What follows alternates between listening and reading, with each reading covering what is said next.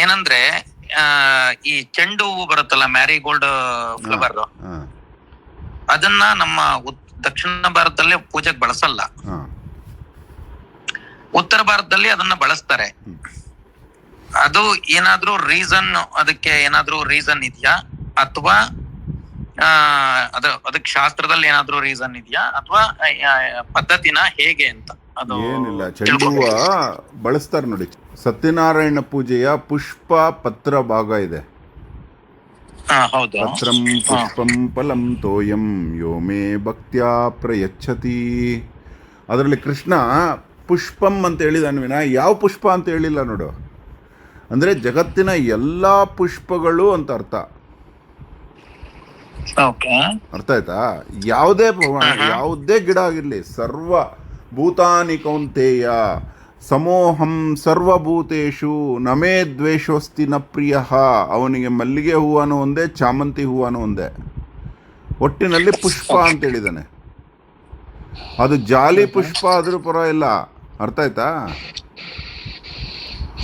ಅದಕ್ಕೆ ರೀಸನ್ ಕೊಡ್ತೀನಿ ಯಾಕೆ ಸೌತ್ ಇಂಡಿಯಾದಲ್ಲಿ ಬಳಸಲ್ಲ ಅಂತ ಹೇಳ್ತೀನಿ. ಆದರೆ ಪುಷ್ಪ, ಪೂ ಅನ್ನೋದ್ರಿಂದಾನೆ, ಪೂ ಅಕ್ಷರದಿಂದ ಯಾಕೆ ಶುರುವಾಗುತ್ತೆ ಪುಷ್ಪ?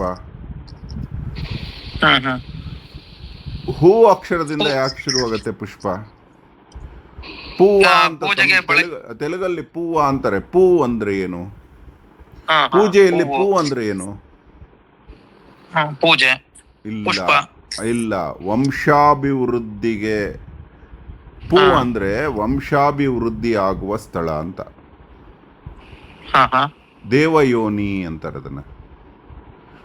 ಈ ಜಗತ್ತಿನಲ್ಲಿ ಪೂಜಾರ್ಹ ಯಾವುದು ಅಂದ್ರೆ ಪುಟ್ಟುವುದು ಹಳೆಗನ್ನಡ ಹುಟ್ಟುವುದು ಅಂತ. ಹುಟ್ಟುವ ಸ್ಥಳವನ್ನ ಪೂ ಅಂತಾರೆ.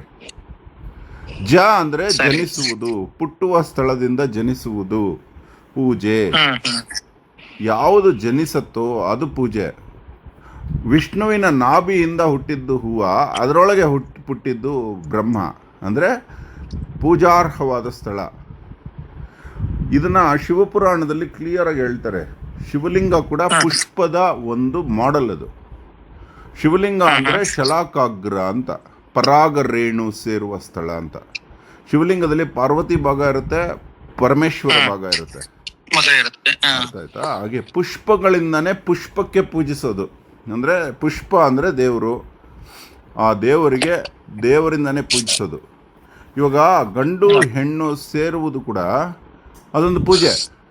ಅದಕ್ಕೆ ನಾತಿಚರಾಮಿ ಅಂತ ಮದುವೆ ಮಂತ್ರಗಳಲ್ಲಿ ಹೇಳ್ತಾರೆ. ಧರ್ಮೇಚ ಅರ್ಥೇಚ ಕಾಮೇಚ ನಾತಿಚರಾಮಿ. ನಾನು ಧರ್ಮದಿಂದ, ಅರ್ಥದಿಂದ, ಕಾಮದಿಂದ ನಿನಗೆ ನಾನು ಸಮರ್ಪಿಸಿಕೊಳ್ತಾ ಇದ್ದೀನಿ, ನಿನ್ನ ಜೊತೆ ಬಾಳ್ತೀನಿ. ಅರ್ಥ ಆಯ್ತಾ? ಅಂದರೆ ಒಂದು ಹೆಣ್ಣು ಗಂಡು ಸೇರುವುದು ಕೂಡ ಹೂವಾನೆ. ಅರ್ಥ ಆಯ್ತಾ? ಅದಕ್ಕೆ ಯೋನಿ ಪೂಜೆ ಅಂತ ಮಾಡ್ತಾರೆ. ಮರ್ಮಾಂಗ ಪೂಜೆನೇ ಶಿವಲಿಂಗ ಪೂಜೆ. ಅದಕ್ಕೆ ಗಂಡಿನ ಮರ್ಮಾಂಗದಂಗೆ ಇರುತ್ತೆ ಆ ಶಿವಲಿಂಗ. ನೋಡಿ, ನೀವು ಗುಡಿಮಲ್ಲೆಮ್ಮನ ಒಂದು ಕ್ಷೇತ್ರಕ್ಕೆ ಹೋಗಿ ಅಲ್ಲಿ ಗೊತ್ತಾಗುತ್ತೆ. ಈ ವೃಷಭ ಅಂದರೆ ವೃಷಣದಿಂದ ಆದದ್ದು ಅಂತ. ಜಗತ್ತಿನ ಅತಿ ಶ್ರೇಷ್ಠ ವೃಷಣಗಳನ್ನು ಹೊಂದಿರುವುದು ವೃಷಭ ಅಂತ ಅರ್ಥ. ಹಾಗಾಗಿ ಹೂವು ಅಂದರೆ ಜಗತ್ತಿನ ಪ್ರತಿಯೊಂದು ಹೂವನು ದೇವರಿಗೆ ಅರ್ಹ ಅಂತ. ಯಾವ ಹೂವು ದೇವ್ರಿಗೆ ಇಷ್ಟ ಇಲ್ಲ ಹೇಳಪ್ಪ, ಹೋಗ್ಲಿ ನೀನು ಹೇಳ್ಬಿಡು. ಆದರೆ ಸೌತ್ ಇಂಡಿಯಾದಲ್ಲಿ ಏನಾಯಿತು, ಅತಿ ಶ್ರೇಷ್ಠ ಸುಗಂಧ ಭರಿತ ಹೂವುಗಳನ್ನು, ಆದಷ್ಟು ಕ್ರಿಮಿಗಳಿಲ್ಲದೆ ಇರೋ ಹೂವನ್ನು ದೇವರಿಗೆ ಹಾಕೋಕೆ ಶುರು ಮಾಡಿದ್ರು. ಹೂವುಗಳ ಸುರಿಮಳೆ ಸೌತ್ ಇಂಡಿಯಾದಲ್ಲೇ. ಅದರಲ್ಲೇ ಸೆಲೆಕ್ಟಿವ್ ಮಾಡ್ಕೊಂಡ್ಬಿಟ್ರು ದೇವರಿಗೆ ಪೂಜೆ ಮಾಡೋಕ್ಕೆ. ನಾರ್ತ್ ಇಂಡಿಯಾದಲ್ಲಿ ಒಂದು ಇನ್ವೇಡರ್ಸಿಂದ ಧರ್ಮ ಹೋಯ್ತು, ಮತ್ತು ಹೂ ಜ್ಞಾನ ಇಲ್ಲ. ನಾರ್ತ್ ಇಂಡಿಯಾ ಸತ್ಯನಾರಾಯಣ ಪೂಜೆ ನೋಡ್ಬಿಟ್ರೆ ನಿಂಗೆ ಗೊತ್ತಾಗುತ್ತೆ ಏನು ಡಿಫ್ರೆನ್ಸ್ ಅಂತ. ಮಂತ್ರಗಳೇ ಗೊತ್ತಿಲ್ಲ ಅವ್ರಿಗೆ, ಮಂತ್ರಗಳು ಗೊತ್ತಿಲ್ಲ ಪಾಪ. ಅಲ್ಲಿ ದೇವರ ಪೂಜೆಗೆ ಅಂತ ನೀವು ಹೋದ್ರೆ ಬನ್ನಿ ದುಡ್ಡು ಹಾಕಿ ಅಂತ ಹೇಳ್ತಾ ಇರ್ತಾರೆ, ನಮ್ಮ ಮಂತ್ರ ಹೇಳಲ್ಲ. ನೀವು ಸೌತ್ ಇಂಡಿಯಾದಲ್ಲಿ ಆರತಿ ಕೊಡ್ತಿರಲ್ಲ, ನೀವು ದುಡ್ಡು ಹಾಕಿ ಅಂತ ಒಂದು ಬಾಯಲ್ಲಿ ಶಬ್ದ ಬರಲ್ಲ ನಿಮಗೆ. ಯಾಕಂದರೆ ನಿಮ್ಮ ಅಂಥ ಬದುಕೇ ಇಲ್ಲ ದಕ್ಷಿಣ ಭಾರತದಲ್ಲಿ. ಬೇಡಿ ಬದುಕುವ ಆ ರೀತಿ ಬದುಕು, ದುಡ್ಡು ಕೇಳೋವಂಥ ಬದುಕು ಯಾವ ಪುರೋಹಿತನೂ ಮಾಡಲ್ಲ. ಒಂದು ವೇಳೆ ಮಾಡಿದ್ರೆ ಅವನು ಪುರೋಹಿತನೇ ಅಲ್ಲ, ಪುರಕ್ಕೆ ಹಿತ ಕೋರುವವನು ಪುರೋಹಿತ ಅಂತ. ನೀನು ಅಮೆರಿಕಾದಲ್ಲಿ ಇದೇ ಕೆಲಸ ಮಾಡ್ಕೊಂಡಿದ್ಯಾ, ಪುರೋಹಿತ್ಯ? ಹೌದು. ಚೆನ್ನಾಗಿದ್ಯಾ? ಚೆನ್ನಾಗಿ ಯಾವ ನಡೀತಿದೆ ಗುರುಗಳೇ. ದೇವಸ್ಥಾನ? ನಂದು ಹಿಂದೂ ಟೆಂಪಲ್ ಅಂತ, ಅಂದ್ರೆ ಸ್ಪೆಸಿಫಿಕ್ ಆಗಿ ಇದೆ ಅಂತ ಇಲ್ಲ, ಹಿಂದೂ ಟೆಂಪಲ್ ಅಂತ ಎಲ್ಲಾ ದೇವರನ್ನು ಇಟ್ಕೊಂಡಿದೀವಿ. ಯಾವ ಊರು? ನಾನು ಇಲಿನಾಯ್ಸ್ ಸ್ಟೇಟ್ ಅಲ್ಲಿ ಕಾರ್ಬಂಡೆಲ್ ಅಂತ ಊರು. ಪವಿತ್ರ. ನಿಮ್ಮಂತವ್ರಿಗೆ ತುಂಬಾ ಗೌರವ ಜಾಸ್ತಿ. ಯಾಕಂದ್ರೆ 10 ವರ್ಷದಿಂದ ಧಾರ್ಮಿಕ ಕೆಲಸವನ್ನ ಮಾತೃ ಭೂಮಿಯಲ್ಲಿ ಮಾಡದೆ ಹೊರಗಡೆನೂ ಹೋಗಿ ಮಾಡುವಂಥದ್ದು. ನಿಮಗೆ ಜಾವಗಲ್ ಅಂತ ಒಂದು ಪ್ಲೇಸ್ ಇದೆ. ಜಾವಗಲ್ ದೇವಸ್ಥಾನದ ಎದುರುಗಡೆ ಒಂದು ದೊಡ್ಡ ಮನೆ ಇದೆ, ಜಮೀನ್ದಾರರ ಮನೆ. ಅವರು ಸರ್ ಎಂ ವಿಶ್ವೇಶ್ವರಯ್ಯನವರ ಬಂಧುಗಳು. Sir M Visvesvaraya Dewan of Mysuru ಆಗಿದ್ರು. ಅವರು ಆ ಜಾವಗಲ್ ದೇವಸ್ಥಾನಕ್ಕೆ ಹೋಗಿ ಅವ್ರ ಬಂಧು ಮನೆಗೆ ಹೋಗಿ ನೀವು ಅವ್ರನ್ನ ಸೇರಿದಾಗ ಅವ್ರನ್ನ ಮನೆ ಹೊಸಲೊಳಗೆ ಸೇರಿಸಲ್ಲ, ಹೊಸಲು ಹೊರಗೆ ಅವ್ರಿಗೆ ಊಟ ಇಟ್ಟು ಕಳಿಸ್ತಾರೆ. ಯಾಕೆ ಅಂದರೆ ಅಜ್ಞಾನದಿಂದ ವಿದೇಶಕ್ಕೆ ಹೋಗಿ ಬಂದವರು ಹಿಂದೂಗಳೇ ಅಲ್ಲ ಅನ್ನೋ ಅಜ್ಞಾನ ಸೇರ್ಕೊಂಡ್ಬಿಟ್ಟಿತ್ತು. ಎಲ್ಲಿ ಬರ್ತಿದೆ ವಿದೇಶಕ್ಕೆ ಹೋಗಿ ಬರೋರು ಹಿಂದೂ ಅಲ್ಲ? ಪ್ರಿಯಂವದ ಅನ್ನೋ ದೊರೆ UAE ವರೆಗೂ ಪೂರಾ ವಿಶ್ವ ಪರ್ಯಟನೆ ಮಾಡ್ತಾನೆ. ಅವನು ಹಿಂದೂ ಅಲ್ವಾ? ಆಕಾಶ ಸಮುದ್ರ ದಾಟಬಾರ್ದು ಅಂತ ಬರ್ದಿದ್ಯಲ್ಲ, ಸಮುದ್ರ ದಾಟಿದ ಹನುಮಂತ ಹಿಂದೂ ಅಲ್ವಾ? ಹೌದು ಅಲ್ವಾ? ಹಿಂದೂ ಅನ್ನೋ ಪದಾನೇ ಇರಲಿಲ್ಲ ಹನುಮಂತ ಇದ್ದಾಗ, ಸನಾತನ ಅದು. ಧರ್ಮ ಅನ್ನೋ ಪದಾನೇ ಇರಲಿಲ್ಲ. ಇನ್ನೊಂದು ಧರ್ಮ ಇದ್ರೇನೆ ಅಲ್ವಾ ಒಂದು ಧರ್ಮಕ್ಕೆ ಹೆಸರು ಬರೋದು. ಅಲ್ಲಿ ಧರ್ಮ ಅನ್ನೋ ಶಬ್ದ ಮಾತ್ರ ಇತ್ತು ವಿನಃ ಅದು ಹಿಂದೂನ ಆ ಧರ್ಮನೇ ಇರೋದೇ ಒಂದೇ ಧರ್ಮ ಇದ್ದಿದ್ದು ಅವಾಗ. ಇವಾಗ್ಲೂ ಎಲ್ಲರೂ ಅಹಂಕಾರ ಮಾತಾಡಬಾರ್ದು. ಬಟ್ ಜೈನ ಧರ್ಮ ಇತ್ತು ಬಿಗಿನಿಂಗ್ ಇಂದ. ಹೀಗೆ ಇವಾಗ ನಿನ್ನ ಮನಸ್ಸಲ್ಲಿರೋ ಕ್ವಶನ್ ಪ್ರಾಬ್ಲಮ್ ಸಾಲ್ವ್ ಆಯ್ತಾ? ಅಂದ್ರೆ ಈಗ ಎಲ್ಲಾ ಹೂವನ್ನು ಭಗವಂತನೇ ಸೃಷ್ಟಿ ಮಾಡಿರೋದ್ರಿಂದ ಪೂಜೆ ಮಾಡಬಹುದು. ಅವನೇ ಹೇಳ್ತಾನೆ, ನನ್ನದೇ ವಸ್ತು ನನಗೆ ಹಾಕಿ ಪತ್ರಂ ಪುಷ್ಪಂ ಫಲಂ ತೋಯಂ ಯೋ ಮೇ ಭಕ್ತ್ಯಾ ಪ್ರಯಚ್ಛತಿ. ಆ ಒಬ್ಬ ತಂದೆ ಹೇಳ್ತಾನೆ, ನಾನು ಮುದುಕ ಆಗ್ಬಿಟ್ಟಿದ್ದೀನಿ, ನನ್ನ ಆಸ್ತಿಲೇ ನನ್ನ ಸೇವೆ ಮಾಡ್ರೋ ಅಂತ ಕೇಳ್ಕೊತಾನೆ. ಅಂದ್ರೆ ಈ ಎಲ್ಲ ಜಗತ್ತಲ್ಲಿರೋದೆಲ್ಲ ಭಗವಂತನ ಆಸ್ತಿ. ಆ ಭಗವಂತನ ಹೂಗಳು, ಭಗವಂತನ ಎಲೆಗಳು, ನನ್ನದನ್ನ ನನಗೇ ಇಟ್ಟು ಪೂಜೆ ಮಾಡ್ರು ಅಂತ ಹೇಳ್ತಾರೆ ದೇವರು. ನೀನು ಯಾವ್ದು ಹೊಸದು ಹಾಕೋಕ್ ಸಾಧ್ಯ ದೇವ್ರಿಗಳು? ದೇವರದಲ್ಲದ್ದು ದೇವ್ರಿಗೆ ಹಾಕಿ ತೋರ್ಸೋ ನೋಡೋಣ. ದೇವರಿಲ್ಲದ ಜಾಗ ದೇವರಿಗೆ ಗೊತ್ತಿಲ್ಲ, ದೇವರಿರುವ ಜಾಗ ನಮಗೆ ಗೊತ್ತಿಲ್ಲ. ಯಾಕೆ ಗೊತ್ತಿಲ್ಲ? ಎಲ್ಲೆಲ್ಲೂ ಅವನಿರಲು ಅವನಿರದ ಸ್ಥಳವನ್ನು ಅವನೇ ತಿಳಿದಿಲ್ಲ. ಅವನಿರದ ಸ್ಥಳ ಆ ಇರುವೆಯಾದರೂ ಸರಿಯೇ ಅವನ ಇರುವಿನ ಅರಿವು ಗೊತ್ತಿರಲು. ಅಲ್ಲಿ ದೇವ್ರಿಲ್ವೋ, ಇಲ್ಲಿ ದೇವ್ರಿಲ್ವೋ. ಒಂದು ಒಂದು ದೇವರು ಲಾಕೆಟ್ ಕೊಟ್ರೆ ಸಾಕು, ಬಾತ್ರೂಮ್ಗೆ ಹಾಕೊಂಡು ಹೋಗ್ಬೋದಾ ಅಂತಾರೆ. ರಾತ್ರಿ ಹೊತ್ತು ಮಲ್ಕೊಳ್ಳೋ ಹೋಗೋ, ನನ್ನ ಮದುವೆ ಆಗಿದೆ ಸರ್, ಮಲ್ಕೊಳ್ಳೋವಾಗ ಈ ಲಾಕೆಟ್ ಹಾಕೋಬೋದಾ? ನಮ್ಗೆ ಬೆಡ್ರೂಮಲ್ಲಿ ಶಿವನ್ ಫೋಟೋ ಹಾಕೋಬೋದಾ ಅಂತ ಕೇಳ್ತಾರೆ. ಶಿವನು ಪಾರ್ವತಿ ಪಕ್ಕನೇ ಇರೋದಲ್ವಾ? ನೀನು ದೇವ್ರ ಮುಂದೆನೇ ಮದುವೆ ಆಗಿದೆಯಲ್ವಾ? ಅಸತ್ಯ ಕಾಮ ಇಷ್ಟ ಆಗಲ್ಲ ದೇವ್ರಿಗೆ, ಸತ್ಯಕಾಮ ಇಷ್ಟ ಆಗತ್ತೆ. ಅಸತ್ಯ ಕಾಮ ಅಂದ್ರೆ ಮೋಸ ಮಾಡೋದು, ಸತ್ಯಕಾಮ ಅಂದ್ರೆ ನಿನ್ನ ಮಡದಿಯನ್ನ ನೀನು ಸೇರುವುದು. ಅರ್ಥ ಆಯ್ತಾ? ಇಲ್ಲ, ಕೆಲವರು ಶಾಸ್ತ್ರಗಾರರು ಈ ಕೆಲವೊಂದೆಲ್ಲ ಈಗ ಈರುಳ್ಳಿ, ಬೆಳ್ಳುಳ್ಳಿ ಈ ತರದ್ದೆಲ್ಲ ನಿಷೇಧ ಮಾಡಿದ್ದಾರೆ. ಇದನ್ನು ಉಪಯೋಗಿಸಬಾರ್ದು ಇಂತ ಇದರಲ್ಲಿ ಅಂತ ಹೇಳ್ಬಿಟ್ಟು. ಈಗ ಶಾಸ್ತ್ರಗಾರರು ಹಾಗೆ ಭಗವದ್ಗೀತೆ ನೀವು ಇದನ್ನ ತಗೊಂಡ್ರೆ ಕೃಷ್ಣ ಜನರಲ್ ನಾಲೆಡ್ಜ್ ಏನ್ ಗೊತ್ತಾ? ಈರುಳ್ಳಿ, ಬೆಳ್ಳುಳ್ಳಿ ಬೇರುಗಳು, ತಾಯಿ ಬೇರುಗಳು. ತಾಯಿ ಬೇರನ್ನ ತಿನ್ನೋದು ವಿಷಕಾರಕ. ಅದು ಯಾವುದು ಗಿಡ ಇದೆಯಲ್ಲ, ಕೊಡುವುದನ್ನು ತಿನ್ನೋದನ್ನು ಕೊಡುತ್ತೆ.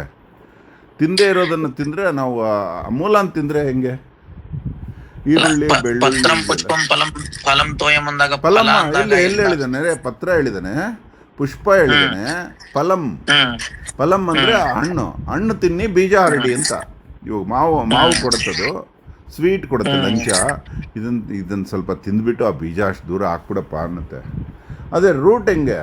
ಮರ ರೂಟೇ ಸಮೇತ ಕಡಿಯೋದು. ಬೀಜದಲ್ಲಿ ವಿಷ ಇರುತ್ತೆ, ಅರ್ಥ ಮಾಡ್ಕೊ. ಹಣ್ಣಿನಲ್ಲಿ ಅಮೃತ ಇರುತ್ತೆ, ವಿಷಾಮೃತ ಯೋಗ ಅದು. ನೀನು ಯಾವುದೇ ಬೀಜಗಳು ತಿನ್ನೋ, ರೋಗ ಗ್ಯಾರಂಟಿ, ಕಟ್ಟಿಟ್ಟ ಬುತ್ತಿ. ಅದು ಅಕ್ಕಿ ಆಗಿರಲಿ, ಇದೇ ಆಗಿರಲಿ, ಬೇಳೆ ಆಗಿರಲಿ, ಗೋಧಿ ಆಗಿರಲಿ, ಅವೆಲ್ಲ ಬೀಜಗಳು, ದ್ವಿದಳ ಧಾನ್ಯಗಳು ಅಲ್ವಾ? ಆದರೂ ನಾವು ತಿಂತೀವಿ. ಹೇಳೋ ನಾನು ತಿಂತೀನಿ, ಕೇಳೋ ನೀನು ತಿಂತೀಯ. ಆದರೆ ಅವುಗಳಿಂದ ಆಚೆ ಬಾ ಅನ್ನತ್ತೆ ಮಾಡ್ರನ್ ಸೈನ್ಸ್ ಕೂಡ. ಬರೀ ಹಣ್ಣು ತಿನ್ಕೊಂಡಿರೋ ಅಂತ. ರಾಮನು ಕಾಡಿಗೆ ಹೋದನು ಅಂತ ಹೇಳ್ತಾರೆ, ಹಣ್ಣು ಹಂಪಲುಗಳನ್ನು ತಿನ್ನುತ್ತಿದ್ದನು ಅಲ್ವಾ? ಹೌದೌದು. ಅಂದ್ರೆ ಇಲ್ಲಿ ಈಗ ನಾನು ಕೇಳಿದ ಕ್ವಶನ್ಗೆ ಏನಂದ್ರೆ, ಈ ದಕ್ಷಿಣ ಭಾರತದಲ್ಲಿ ಬೇರೆ ಬೇರೆ ಹೂಗಳನ್ನ ಬೆಳೆಯೋದ್ರಿಂದ ಅದನ್ನ ಬೆಳೆಯೋದ್ರಿಂದ ಅಲ್ಲ, ಇಲ್ಲ.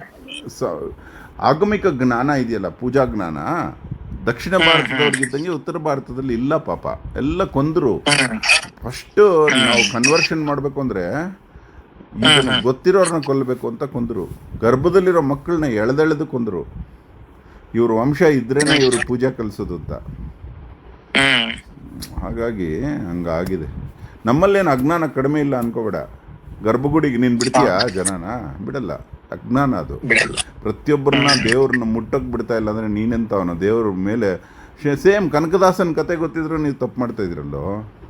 ಎಲ್ಲ ಬನ್ನಿ ದೇವ್ರನ್ನ ಮುಟ್ಟಿ ಪಾದವಂದನೆ ಮಾಡಿ, ಮುಟ್ಟಿ ಪಾದಕ್ಕೆ ಹಣೆ ಹಚ್ಚಿ ಪಂಡ್ರಾಪುರ ಥರ ಅಂತ ಹೇಳೋ ಧೈರ್ಯ ಇದೆಯಾ ನಿನಗೆ? ಇಲ್ಲ. ಮತ್ತೆ ಅಲ್ಲ ಅಂತ ನನಗೆ ರೇಗಿಸ್ಬೇಡ ನೀನು. ಇಲ್ಲ ಇಲ್ಲ, ಈಗ ನೀವು ಅದನ್ನೇ ಕೇಳಿದ್ರಲ್ಲ, ಈ ಉಡುಪಿ ಶ್ರೀಗಳು ರಾಮಂದ್ರದ ಒಂದು ಚರ್ಚೆ ಮಾಡಿದಾಗ ಹೇಳ್ತಾ ಇದ್ರು, ಇದ್ರದ್ದು ನೀವೇ ಕೇಳಿದ್ದಕ್ಕೆ ಎಲ್ಲಾರನ್ನು ಬಿಡಲ್ವಲ್ಲ ಯಾಕೆ ಅಂದಾಗ ಅದಕ್ಕೆ ಅವರು ಚೆನ್ನಾಗಿ ಒಳಗಡೆ ಒಡವೆ ಪ್ರವೇಶ ಆಗಿದೆ, ಒಡವೆ ಕದ್ದು ಬಿಟ್ರೆ ಅಂತ ಪುರೋಹಿತನ ಮೇಲೆ ಬಂದ್ಬಿಡುತ್ತೆ ಅಂತ. ಒಡವೆ ಹಾಕು ಅಂತ ಯಾವನ ಹೇಳಿದ್ದು ದೇವ್ರಿಗೆ? ಒಡವೆ ಹಾಕಿದ್ದಕ್ಕೆ ಗೊಡವೆ ಆಯಿತು. ಜನನ ದೇವ್ರನ್ನ ಬೇರೆ ಮಾಡಿಬಿಟ್ರು. ನಿಮಗೆ ನಷ್ಟ ಅದು. ಜನ ಒಡವೆ ಹಾಕಿದ್ರಿಂದ ಪುರೋಹಿತರಿಗೆ ನಷ್ಟ. ಯಾರು ಕದ್ರು ನಿಮಗೆ ಫಸ್ಟ್ ಹಿಡ್ಕೊಳ್ಳೋದು.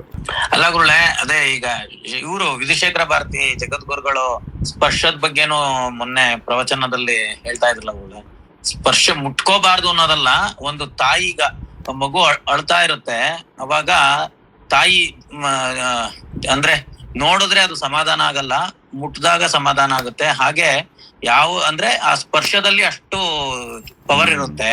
ಹಾಗಾಗಿ ಅಂದ್ರೆ ಆ ಭಗವಂತನ ಯಾರು ಆರಾಧನೆ ಮಾಡ್ತಿರ್ತಾರೋ ಅವರು ಮಾಡಿದ್ರೆ ಅದಕ್ಕೆ ಒಂದು ಭಕ್ತರು ಆರಾಧನೆ ಮಾಡಲ್ಲ. ಕನಕದಾಸರು ಯಾರು?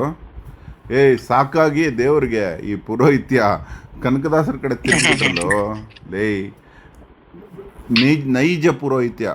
ವಾದಿರಾಜರು ಬಂದು ಕನಕದಾಸರ ಹತ್ರ ಕ್ಷಮೆ ಕೇಳ್ತಾರೆ, ನೀನೇ ನಿಜವಾದ ಭಕ್ತನಪ್ಪ. ಆಕ್ಚುಲಿ ವಾದಿರಾಜರು ಪ್ರತಿ ದಿವಸ ಕನಕದಾಸರನ್ನ ಭೇಟಿ ಮಾಡಕ್ಕೆ ಹೋಗ್ತಾರೆ. ವಾದಿರಾಜರು 20 ವರ್ಷ ದೊಡ್ಡವರು ಕನಕದಾಸರಿಗಿಂತ. ಅವರೇ ಗುಡಿಸ್ಲಾಕ್ಬಿಟ್ಟಿರ್ತಾರೆ ಈ ಕಡೆಗೆ. ಕನಕದಾಸರ ಕಿಂಡಿ ಇದೆಯಲ್ಲ ಆ ಕಡೆ. ಅವರು ಅಸ್ಪೃಶ್ಯತೆಯ ದೆಸೆಯಿಂದ ಎಲ್ಲರನ್ನ ಒಪ್ಸೋಕ್ಕಾಗದೆ ಸ್ನೇಹಿತರು ಇಬ್ಬರು ಗುರು ಮಿತ್ರರು. ಅವರಿಬ್ರು ಒಂದೇ ಗುರುಕುಲದಲ್ಲಿ ಕಂದಕೂರಲ್ಲಿ ಓದಿರೋದು. ಅವರು ಗುಡಿಸ್ಲಾಕ್ಕೊಟ್ಟು ದಿನ ಸಂಜೆ ಬಂದು ಕಾಲಹರಣ ಮಾಡ್ತಾ ಇರ್ತಾರೆ ಭಕ್ತಿ ಬಗ್ಗೆ. ಪೂಜೆ ಎಲ್ಲ ಮುಗಿಸ್ಕೊಂಡು ದರ್ಶನ ಮಾತ್ರ ಕೊಡೋಕ್ಕೆ ನಾನು ಟ್ರೈ ಮಾಡ್ತಾ ಇದ್ದೀನಿ. ಎಲ್ಲರನ್ನೂ ಒಲಿಸ್ಬಿಟ್ಟು ನಿನಗೆ ದರ್ಶನ ಕೊಡ್ತೀನಪ್ಪ, ದಯವಿಟ್ಟು ಕ್ಷಮಿಸು ಅಂತ ಹೇಳ್ತಾರೆ. ಇವರು ನಾಳೆ ಹೊರಡ್ತೀನಿ ನಾನು, ಇನ್ನು ನಾನು ಸಾಕು, ಇನ್ನು ನೀವು ಒಪ್ಸೋಕೆ ಆಗಲ್ಲ, ದಯವಿಟ್ಟು ಬಿಟ್ಬಿಡಿ, ನನಗೇನು ಬೇಕಾಗಿಲ್ಲ, ನನಗೆ ಎಲ್ಲೆಲ್ಲೋ ಅವನು ಕಾಣ್ತಾನೆ ಅಂತ. ಅವತ್ತು ರಾತ್ರಿ ಅವ್ರು ಬರ್ತಾರೆ ಕನಕದಾಸರನ್ನ ಮೀಟ್ ಮಾಡೋಕ್ಕೆ ಪೂಜೆ ಮುಗಿಸ್ಕೊಂಡು. ಅವಾಗ ಇವ್ರು ಗುಡಿಸಲೊಳಗಿಂದ ಮಾತಾಡ್ತಾ ಇರ್ತಾರೆ ಕನಕದಾಸರು. ಯಾರನ್ನ ಮಾತಾಡ್ತಾ ಇದೆ ಅಂದರೆ ಒಂದು ಮಗುನ ಮಾತಾಡ್ತಾ ಇರ್ತಾರೆ.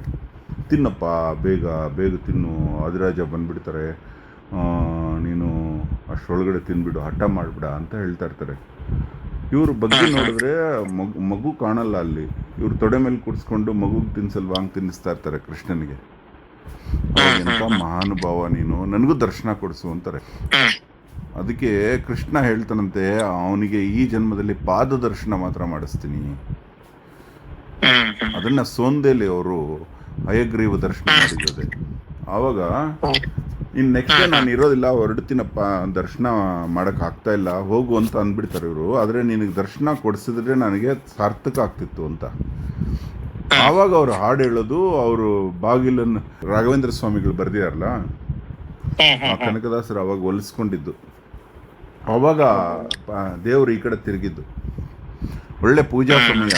ಕನಕದಾಸರಿಗೆ ಬೇಕಿರಲಿಲ್ಲ ಅದು, ಆದರೂ ಜನಗಳಿಗೆ ತೋರಿಸೋಣ ದೇವ್ರ ನಿಜವಾದ ಭಕ್ತಿ ಯಾವುದು ಅಂತ ಮಾಡಿದ್ದು. ಅದು ರಾತ್ರೋರಾತ್ರಿ ಹೋಗ್ಲಿ. ಆ ಅಸ್ಪೃಶ್ಯತೆ ಉತ್ತುಂಗದಲ್ಲಿದ್ದಾಗ ಮುಚ್ಚಿಬಿಡ್ಬೋದಾಯ್ತಲ್ಲ ಉಡುಪಿಯವರು. ಅದನ್ನು ಯಾರು ಹರಡೋದಿಲ್ಲ. ಆದರೆ ಊರೂರು ತಲುಪಿರುತ್ತೆ ನೆಕ್ಸ್ಟ್ ಡೇ ಮಾರ್ನಿಂಗ್ಗೆ. ಹೆಂಗದು ಅಂದರೆ ದಾಸ ಸಾಹಿತ್ಯ, ದಾಸರ ನೆಟ್ವರ್ಕು ಪೋಸ್ಟ್ ಆಫೀಸ್ಗಿಂತ ಸ್ಟ್ರಾಂಗ್ ಇರುತ್ತೆ. ಅವ್ರದ್ದು ಶರಣರದು, ಶಿವಶರಣರದು.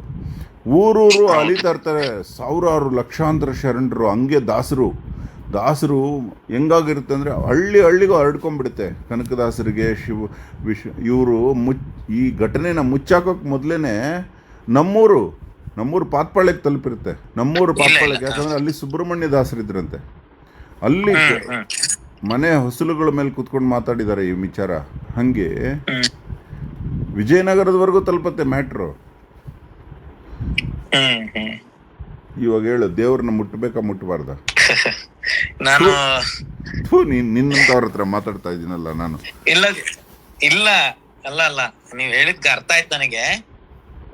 ಆ ಲೆಕ್ಕದಲ್ಲಿ ಭಗವಂತ ಭಕ್ತರಿಗೆ ಒಲಿಯುವಂತವನು ಅಂತ. ಎಲ್ಲರಿಗೂ ಒಲಿತಾನ ಅವನು. ಆ ಯೋಗ್ಯತೆ ನಮಗಿರ್ಬೇಕು. ಯೋಗ್ಯತೆ ಎಲ್ಲರಿಗೂ ಸಮತ್ವದಿಂದ ಒಲಿತಾನೆ. ಪುರೋಹಿತರನ್ನ ಇಷ್ಟಪಡ್ತಾನೋ, ಬಂದವ್ರನ್ನ ಅಷ್ಟೇ ಇಷ್ಟಪಡ್ತಾನೆ. ಅವನೇ ಹೇಳಿದಾನಲ್ಲ ಗೀತೆಯಲ್ಲಿ, ಸಮೋಹಂ ಸರ್ವಭೂತೇಶು, ನಾನು ಎಲ್ಲವನ್ನ ಸಮಪ್ರೀತಿ. ಸೂರ್ಯನ ಕಿರಣ ನಿನ್ನ ಮೇಲೂ ನೇರವಾಗಿ ಬೀಳುತ್ತೆ, ನನ್ನ ಮೇಲೂ ನೇರವಾಗಿ ಬೀಳುತ್ತೆ. ಅಂದ್ರೆ ಇಬ್ಬರನ್ನ ಮುಟ್ತಾ ಇದೆಯಾ ಅಲ್ವಾ? ಅದೇ ಗರ್ಭಗುಡಿಲಿರೋ ಸೂರ್ಯನಾರಾಯಣನ್ನ ನೀನು ಮಾತ್ರ ಮುಟ್ಟೋದೇನು, ನಾನು ಮುಟ್ಟದೇ ಇರೋದೇನು? ಬದಲಾಗು, ಬಿಟ್ಕೋ ಎಲ್ಲಾರನ್ನ. ಅಮೆರಿಕಾದಲ್ಲಿ ಬಂದ್ರ ಮುಟ್ರೋ ಅಂತ ಹೇಳೋದು ಏನಾಗುತ್ತೋ ನೋಡೇ ಬಿಡೋಣ. ಖುಷಿ ಪಡ್ತಿರ್ತಾರೆ. ನೋಡ್ತೀನಿ ನಿಮ್ದು ಕೆಲವೊಂದೆಲ್ಲ ವಿಡಿಯೋಗಳು ಎಲ್ಲ ನೋಡ್ತಾ ಇರ್ತೀನಿ, ಖುಷಿ ಆಗುತ್ತೆ. ಅದಕ್ಕೆ ಫೋನ್ ಮಾಡಿದೆ, ನಂಬರ್ ಇದ್ ಮಾಡ್ಕೊಂಡು. ಮನ್ಸು ನೋಯಿಸ್ತೆ, ಕ್ಷಮಿಸು. ಇಲ್ಲ ಈಗ ಇದು ನನಗೆ ಇದರಿಂದ ಎಷ್ಟು ಜ್ಞಾನಗಳು ಅಭಿವೃದ್ಧಿ ಆಯ್ತು ಅಂತ ನಿಜವಾಗ್ಲೂ ಖುಷಿ ಆಯ್ತು. ನಿಮ್ಮಿಬ್ಬರದು ಅನುಬಂಧ ತುಂಬಾ ಚೆನ್ನಾಗಿದೆ, ಗಂಡ ಹೆಂಡ್ತಿದು. ಯಾಕಂದ್ರೆ ಆ ಫೋಟೋ ರೀಡಿಂಗ್ ಅಲ್ಲಿ ನೀವಿಬ್ಬರ ಆ ಮುಖಭಾವಗಳು ನೋಡಿ, ನೀವಿಬ್ಬರ ಕಣ್ಣಿನ ನೇರ ಒಂದು ಕಡೆ ಸೇರತ್ತೆ. ನಿಮ್ಮಿಬ್ಬರ ಭಾವಭಂಗಿಗಳಲ್ಲಿ ನಿಜವಲ್ಲೂ ಆಕೆ ತುಂಬ ತ್ಯಾಗ ಮಾಡಿ ಬಂದೆ. ಎಷ್ಟೋ ಸಲ ಭಾರತಕ್ಕೆ ಕೊಟ್ಟೋಗೋಣ ಅಂತಾರೆ ಅವರು, ಆದರೆ ನೀನು ಕಮಿಟ್ ಆಗಿದೆಯಾ ಅಂತ ಸುಮ್ಮನೆ ಸಹಿಸ್ಕೊಂಡಿದ್ದಾಳೆ ಹುಡುಗಿ. ಆ ಮಕ್ಕಳು ಅಷ್ಟೇ, ಅವನು ಚಿಕ್ಕವನಿದಾನಲ್ಲ, ಮುಂದೆ ಅವನು ಮಹಾಜ್ಞಾನಿ ಆಗ್ತಾನೆ. ಅವನು ಅಮೆರಿಕಾದಲ್ಲೇ ಸೆಟ್ಲ್ ಆಗ್ತಾನೆ. ಅವನು ಏನು ಹೆಸರು ಮಕ್ಕಳದು? ದೊಡ್ಡವನು ಅಚಿಂತ್ಯ, ಎರಡನೇವನು ಆದಿತ್ಯ. ಎರಡನೇವನು ಆದಿತ್ಯ ಮುಂದ್ಗಡೆ ಇದ್ದಾನ ಅವನ? ಹೌದು. ಸ್ಪೆಕ್ಸ್ ಹಾಕೊಂಡಿದ್ದಾನಲ್ಲ? ಸ್ಪೆಕ್ಸ್ ಹಾಕೊಂಡಿರೋನು ದೊಡ್ಡವನ? ಒಂದು ನಿಮಿಷ. ಅವನು ಅಮೆರಿಕಾದಲ್ಲೇ ಇದ್ದು ಬಿಡ್ತಾನೆ. America citizen. ಆದಿತ್ಯ ನಿನ್ನ ಪೌರೋಹಿತ್ಯದಲ್ಲಿ ತುಂಬಾ ಹೆಸರು ಖ್ಯಾತಿ ಕಳಿಸ್ತಾನೆ. ಅವನಿಗೆ ಈ ವೇದ ವಿದ್ಯೆ ಕಲಿಸು ಚೆನ್ನಾಗಿ. ಅಚಿಂತ್ಯ ತುಂಬಾ ಚೆನ್ನಾಗಿದೆ ಹೆಸರು. ಧನ್ಯವಾದಗಳು. ಚಿಂತೆ ಮಾಡಿದವನು ಅಂತ. ಹೌದು, ಅವನಿಗೆ ಎಲ್ಲ ಶ್ಲೋಕ ಪಾಠಗಳನ್ನೆಲ್ಲ ಹೇಳ್ತಾ ಇದ್ದೀನಿ, ಚೆನ್ನಾಗಿ ಕಲ್ತ್ಕೊತಾ ಇದ್ದಾನೆ. ಉಪನಯನ ಮಾಡ್ಬೇಕು. ಅವನಿಗೆ ಉಪನಯನ ಆದ ನಂತರ ವೇದ ಪಾಠ ಶುರು ಮಾಡೋಣ ಅಂತ. ಏನು ಯಾವಾಗಂದ್ರೆ ಅವಾಗ ಶುರು ಮಾಡಿ. ಶಂಕರಾಚಾರ್ಯರು ಉಪನಯನಕ್ಕೆ ಮುಂಚೆನೆ ವೇದ ಪಾಠ ಶುರು ಮಾಡ್ಬಿಟ್ಟಿದ್ರು. 4ನೇ ವರ್ಷ ಬುಕ್ ಎಲ್ಲ ಬರುತ್ತೆ. ಏನಂದ್ರೆ ಗಾಯತ್ರಿ ಉಪದೇಶ ಆದ ನಂತರ ಶುರು ಮಾಡೋಣ ಅಂತ ಒಂದು ನನಗೆ ಆ ಭಾವನೆ. ಹಾಗಾಗಿ ಮೊದಲು ಸ್ವಲ್ಪ ಬಾಯೆಲ್ಲ ನೆಂದಂಗಾಗುತ್ತೆ. ಎಲ್ಲ ವಿಷ್ಣು ಸಹಸ್ರನಾಮ, ಲಲಿತಾ ಸಹಸ್ರನಾಮ ಇತ್ಯಾದಿ ಶ್ಲೋಕ ಪಾಠನೆಲ್ಲ ಫಸ್ಟ್ ಹೇಳ್ಕೊಟ್ರೆ ಅವನಿಗೆ ಉಚ್ಚಾರ ಮಾಡೋದು ಎಲ್ಲ ಸರಿಯಾಗುತ್ತೆ ಅಂತ ಹೇಳ್ಬಿಟ್ಟು, ಅವನಿಗೂ ಈಗ 7 ತುಂಬಿ 8ನೇ ವರ್ಷ ಮಾಡ್ಬೇಕು. ಅವನಿಗೆ ಉಪನಯನ ಮಾಡೋಣ ಅನ್ಕೊಂಡೆ, ಅನುಕೂಲನೇ ಆಗ್ಲಿಲ್ಲ. ಅಮ್ಮ ಅಂತ ಯಾವಾಗ ಅನ್ನತ್ತ ಮಗು, ಅವತ್ತೇ ಗಾಯತ್ರಿ ಮಂತ್ರ ಹೇಳ್ದಂಗೆ. ಗಾಯತ್ರಿ ಮಂತ್ರದ ಮೂಲ ಸ್ವರೂಪ ಇದೆಯಲ್ಲ ಅಮ್ಮ ಅಂತ. ಯಾಕೆ ಹೇಳು? ಬೀಜ, ಗಾಯತ್ರಿ ಮಂತ್ರದ ಬೀಜ ಇದೆಯಲ್ಲ, ಬೀಜದಿಂದ ಉತ್ಪತ್ತಿ ಆಗುತ್ತೆ ಗಾಯತ್ರಿ ಮಂತ್ರ. ಓಂ ಭೂರ್ಭುವಸ್ಸುವಃ ಅಲ್ವಾ? ಅಂದ್ರೆ ಓಂ ಅಂದ್ರೆ ಓಮಲ್ಲಿ ಅಕಾರ ಉಕಾರ ಮಕಾರ ಇದೆಯಲ್ಲ, ಆ ಉಕಾರ ಸೈಲೆಂಟ್ ಆದ್ರೆ ಅಕಾರ ಮಕಾರ ಇದೆಯಲ್ಲ, ಅಮ್ಮ. ಗಾಯತ್ರಿ ಮಂತ್ರ ಯಾವತ್ತೋ ಹೇಳ್ಬಿಟ್ಟಿದೆ ಅದು. ಹೋಗಲೇ ನೀನ್ ನನ್ನ ಹತ್ರ ತುಂಬಾ ನನ್ನನ್ನೇ ಕೆಡಿಸ್ಬಿಡ್ತೀಯ ನಿನ್ನ ಹತ್ರ ಮಾತಾಡಿದ್ರೆ.